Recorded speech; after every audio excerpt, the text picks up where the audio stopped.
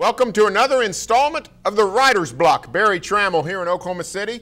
Down in Austin, my pal Cedric Golden from the American-Statesman. And Cedric, we're here counting down to the end of winter, and we've got wall-to-wall football. All kinds of football going on, and let's go with the lead. We got word that Jason Witten is coming out of football retirement, leaving Monday Night Football's broadcast booth, going to rejoin the Dallas Cowboys. Cedric, what do you make of this? Well, first of all, I'm thinking Jason Witten, 15 seasons in the league is enough, man. But if it gets him out of that Monday Night Football booth, I'm all for it. He was terrible. There's little doubt about that. But even last year, early in the season, there were rumblings. Jason wasn't quite getting the football Jones behind him. He still thought he might want to play. What do you think has caused him to go back for yet another season with the Cowboys? Personally, I'm wondering if the executives at ESPN/ABC said, look, the Monday Night Football thing needs work, and we know that you still have love for the game. Why don't you get that out of your system, and we'll see about trying to get someone else in that booth. I thought that Booger McFarland was the best of the three. He definitely should have been in the booth. He was funny, he was engaging, and he was informative. Jason Witten was just boring and just seemed out of cast. And he seemed miscast, and there was no real chemistry with Joe Tessitore. So coming back to the Cowboys at age 36, he'll be 37 in May. That's his choice, but man, if I'm his wife or his family, I'm like, man, when is enough enough? You know they've got enough money, Barry. He's taking care of his money, and he's been done very well in charitable pursuits. But man, to come back again and play football, that's got to be a crusher for the people who are concerned about his safety. Well, yeah, and it's not like the Cowboys really missed him. I mean, they did okay at tight end and used a fourth-round draft pick last year on a tight end.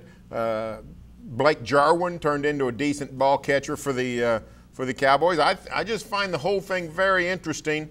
You might be right. Booger McFarland might be the way to go. At the very least, it could get him off that contraption he sits on and gets in people's way. Get him up in the booth where he belongs.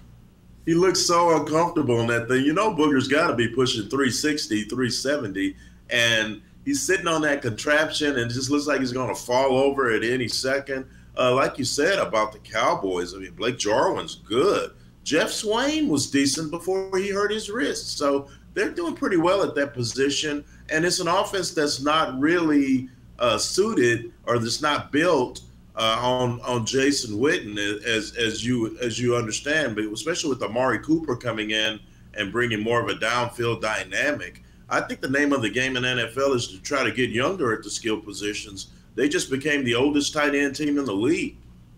Well, what I think one thing we can learn from this is a whole lot of these guys, they love to play football. They love the game. It's hard to walk away. Hey, it's hard to walk away, and then when you get into your 50s, it's going to be hard to walk, period. Great point. Great point. Let's get to another segment of the Writer's Block. Say what? Robert Kraft, the stately owner of the New England Patriots, arrested in a human trafficking sting, arrested for solicitation of prostitution in Jupiter, Florida. Out of all the stories that come around the pike, Cedric, this is one we did not see. What do you make of Robert Kraft getting caught up in this sex sting? He had the nerve to go to the Oscars. I mean, this guy has no shame in his game. 77 years old. All I got to say, Barry, is Viagra is a hell of a drug. Good for Robert Kraft, but got to question the judgment of a guy who's worth $7 billion going to a seedy massage parlor. You know, that's not something I'm into. I can't speak for everybody, but if I could use just a little abstract example of it. If you're ordering pizza, if you're ordering from Domino's, why are you driving to Domino's? Aren't they supposed to deliver? I mean, I don't think there are going to be any FBI cameras in the Kraft mansion. So for him to be caught up out in the streets, pulling up at that, to one of those seedy joints in a white Bentley. Are you kidding me, Barry? I mean, what is this guy thinking? What do you think those investigators were thinking when they were watching the videotape and a white Bentley pulls up and Bob Kraft gets out of the back and rolls in there with a pocket full of hundreds? That's just nuts, man. Those stories write themselves. Well, they do. If you work in that kind of law enforcement, you probably have seen it all. Here's what I wonder. How much does this stain the New England Patriot and the Robert Kraft legacy? You know, this is not a franchise that's been void of controversy. Bill Belichick with the Spygate, basically cheating. Tom Brady caught up in Deflategate with the footballs. You certainly didn't expect the owner to be all of a sudden making headline news, but now he is. It's just one thing after another with football's greatest dynasty. What do you think this does to the Patriot legacy?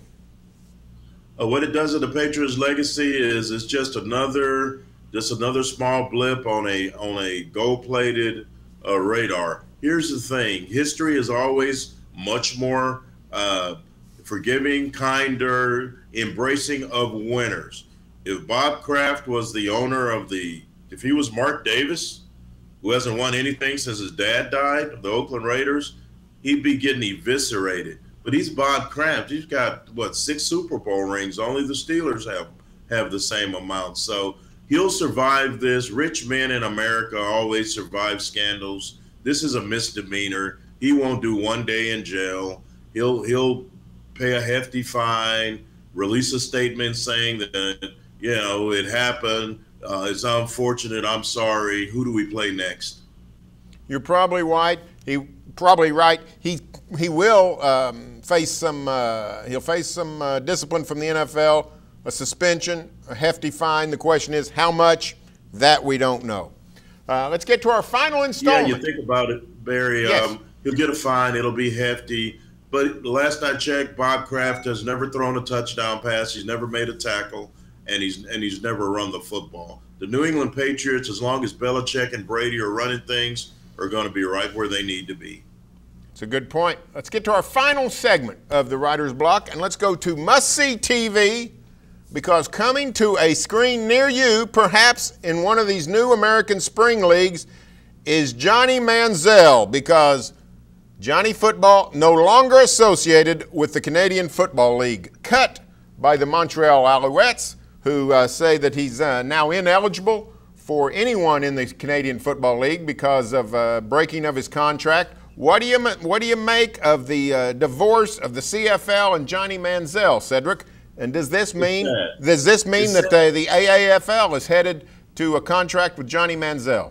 Oh yeah, it's really sad. Johnny Football's gone to Johnny Freefall. I mean, how much lower can you go? Is he going to be pumping gas at an Exxon in 3 weeks? I don't know, man. All I know, Barry, is he made $8 million for 2 seasons with the Cleveland Browns, and he had a chance to be one of the better little quarterbacks in the league, globs of talent, but his problem has always been in between his ears. When he was at a Texas A&M right before his second season, I was at a Spurs Heat game, and when LeBron James was playing for the Heat, and I go out to do interviews, and I walk through the hallway, and there's Johnny Manziel, and I go, "Wait, don't you have spring football practice tomorrow at like 9 a.m.?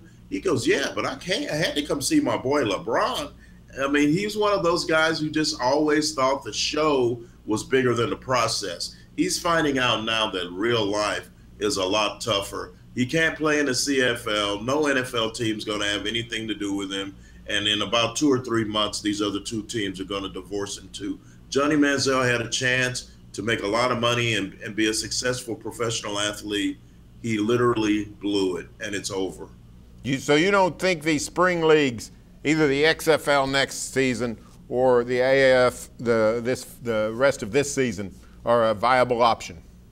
Oh, they are viable options, Barry. He will get tryouts. He might play in the AAF in a week or 2, but it's not gonna work out. He's had his chance. That ship has sailed. He had the shortest prime of any Heisman Trophy winner ever because he just couldn't stay out of his own way. Johnny Manziel has not learned from his mistakes. It's sad to see a waste of talent, a waste of potential. But I think in about 1 or 2 years, we won't even be talking about this guy.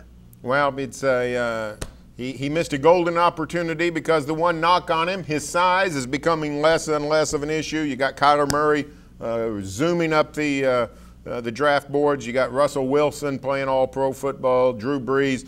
Football is embracing the small quarterback. Johnny Manziel was about as good as we've seen on the college level at doing just that. Hey, thanks a lot, Cedric Golden. We will talk next week on the Writer's Block.